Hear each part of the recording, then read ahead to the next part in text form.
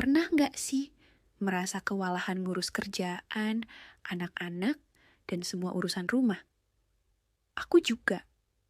Tapi tahu nggak, kunci biar tetap waras sebagai ibu bekerja itu bukan dengan melakukan lebih banyak, tapi justru dengan melakukan lebih sedikit.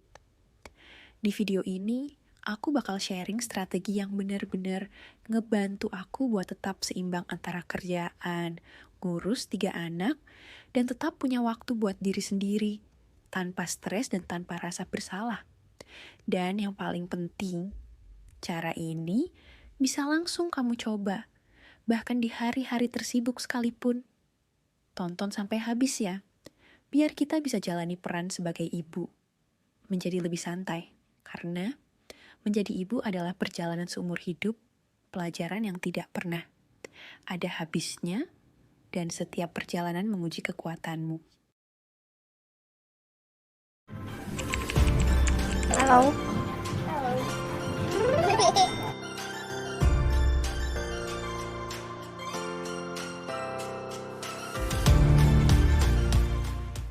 Pernah nggak sih merasa hari-hari terasa nggak ada habisnya? Bangun pagi, anak-anak rewel, rumah berantakan, deadline kerja numpuk, rasanya mau menyerah. Tapi setelah sekian waktu, aku menemukan beberapa strategi sederhana yang bikin aku nggak cuma bertahan, tapi benar-benar menikmati peran sebagai ibu. Dan kamu juga bisa melakukannya. Menjadi ibu dari 3 anak, sambil bekerja itu bukan hal yang mudah, tapi percayalah, tetap waras itu mungkin kok. Begini cara aku melakukannya, realistis, relatable, dan bisa banget dicoba oleh para ibu, terutama yang baru mulai beradaptasi dengan peran ini.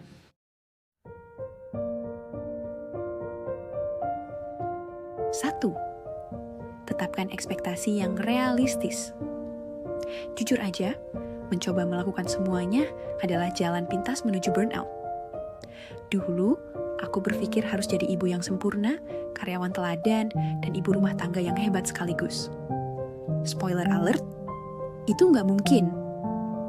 Sekarang, aku lebih fokus untuk melakukan yang cukup, bukan sempurna. Kalau cucian menumpuk, tapi anak-anak tetap bahagia dan kenyang, aku anggap itu kemenangan. Prioritaskan yang benar-benar penting hari ini, sisanya lepaskan. 2. Rencanakan dan jadwalkan rutinitas harian. Aku percaya banget dengan yang namanya perencanaan. Tanpa itu, hidup bisa berantakan total. Setiap bulan aku merencanakan jadwal setiap anak, jadwal sekolah bola, jadwal renang, vaksin itu sudah dimasukkan ke schedule bulanan untuk memetakan jadwal lainnya yang bisa aku sesuaikan. Setiap malam, aku luangkan waktu 10 menit untuk merencanakan hari esok. Mulai dari menu makan, deadline kerja, hingga aktivitas anak-anak.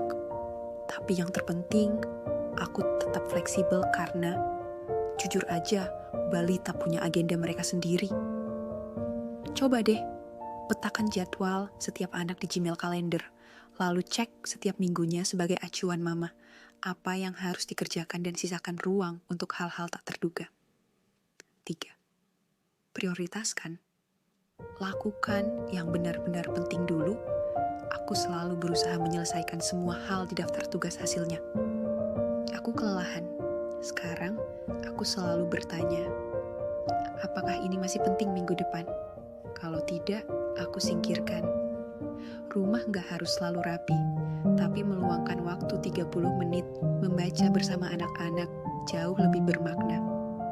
Untuk tetap fokus, aku menerapkan aturan 3 tugas. Setiap hari, aku menentukan 3 prioritas utama yang benar-benar penting. Entah itu menyiapkan makanan, menyelesaikan cucian baju, atau menikmati waktu berkualitas bersama anak-anak. Sisanya, anggap aja bonus. Satu lagi yang sangat membantu adalah mengelompokkan tugas serupa. Daripada mengerjakan tugas kecil sepanjang hari, aku mengatur waktu khusus untuk melakukan semua tugas sejenis dalam satu waktu. Misalnya menyelesaikan semua urusan belanja sekaligus atau membersihkan rumah dalam satu sesi. ini benar-benar menghemat waktu dan energi? Coba tanyakan ke diri sendiri. Hal apa yang bisa bikin kamu merasa produktif hari ini? Fokus pada itu dulu. 4. Me time. Itu bukan egois, tapi perlu. Dulu, aku sering merasa bersalah kalau mengambil waktu untuk diri sendiri. Tapi sekarang aku sadar, ibu yang lelah dan uring-uringan gak akan membantu siapapun. Entah itu sekadar jalan santai sebentar, menikmati kopi saat masih hangat, atau binge watching drama favorit setelah anak-anak tidur. Momen kecil seperti ini menjaga kewarasanku. Ingat, merawat diri sendiri sama dengan merawat keluarga. Ibu yang bahagia sama dengan rumah yang bahagia. Jangan takut minta bantuan. Kamu gak harus melakukan semuanya sendirian. Dulu aku pikir minta bantuan itu tandanya aku bukan ibu yang baik. Tapi sekarang aku paham bahwa berbagi tugas itu penting. Dari pasangan, keluarga, bahkan mengambil babysitter. Apabila mampu, mendelegasikan tugas sangat membantu menjaga kewarasan. Tips: mulailah dari hal kecil, minta pasangan untuk menangani waktu tidur anak, atau ajarkan anak tugas-tugas ringan kepada anak sesuai usianya. 6.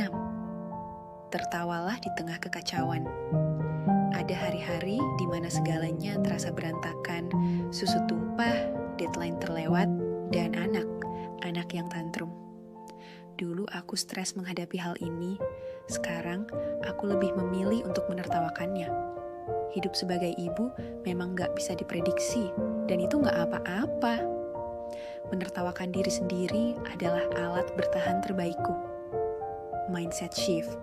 Saat segalanya terasa kacau, berhenti sejenak dan tanya, apakah ini bakal jadi cerita lucu nanti? Biasanya, jawabannya iya. Menjadi ibu memang enggak mudah, tapi bukan berarti harus terasa overwhelming. Jalani satu hari pada satu waktu, terima kekacauan sebagai bagian dari perjalanan, dan ingat, kamu sudah melakukan yang terbaik.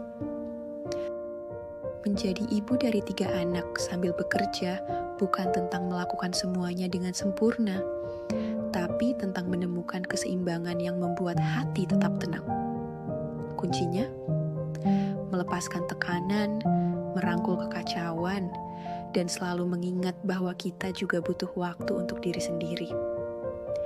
Dari semua tips ini, mana yang paling relate buat kamu? Yuk, share di kolom komentar. Jangan lupa like, subscribe, dan nyalakan notifikasi supaya nggak ketinggalan video berikutnya. Kamu luar biasa, Moms. Sampai jumpa di video berikutnya.